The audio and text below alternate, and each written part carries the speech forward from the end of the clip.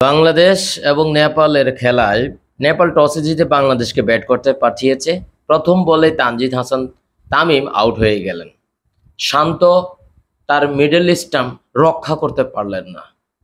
তারপর তামিম দুঃখিত, লিটন কুমার দাস সে তো প্যাকেট। তারপর হৃদয় একটা চার মারলেন, দারুণ একটা চার ছিল। তারপর আবার হাঁকাতে কেন গেলেন এবং সেও আউট। অর্থাৎ চারটা ব্যাটসম্যান, একদম চারটা ব্যাটসম্যান খেলা শেষ করে দিয়েছে। ওভার মাত্র চলে, অর্থাৎ পাওয়ার প্লে শেষ হয়েছে 31, 4 উইকেট।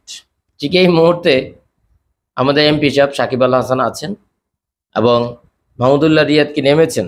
খুব সম্ভবত মাহমুদুল্লাহ রিয়াদই নামার কথা। অর্থাৎ বাংলাদেশের টপ অর্ডার আজকেও ফেল।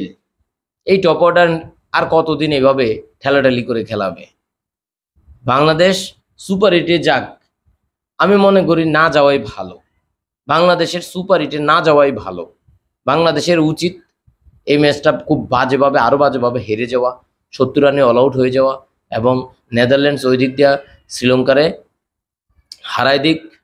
আমি মনে করি সবচেয়ে ভালো হবে নেদারল্যান্ডস যাক। নেদারল্যান্ডস যে চেষ্টাটা করে, নেপাল যে চেষ্টাটা করে, শ্রীলঙ্কা ম্যাচ জিতেনি, বাট শ্রীলঙ্কা যে চেষ্টাটা করে, এই চেষ্টাটা বাংলাদেশের মধ্যে মানে প্রত্যেকটা ম্যাচে দেখে না, শুধু শ্রীলঙ্কার ম্যাচেই মনে হয়েছিল, মানে এটা মনে হচ্ছিল যে বাংলাদেশ শ্রীলঙ্কার সাথে জিতলেই হবে, আর কারোর সাথে না জিতলে সমস্যা নাই। যে খেলায় তখন দেখলাম মানে খুবই বাজে। টপ অর্ডার প্রতিদিন ফেল। এই টপ অর্ডার নিয়ে আর কত?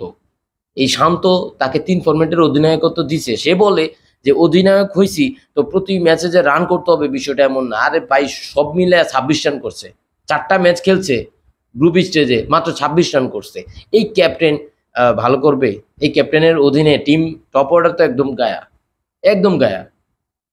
সো আপনাদের কাছে কি মনে হয় এই ম্যাচ নেপাল শেষ পর্যন্ত জয়টা তুলে নিতে পারবে কিনা? বিশাল ব্যবধানে নিতে পারলে কিন্তু নেদারল্যান্ডস সুবিধা পাবে।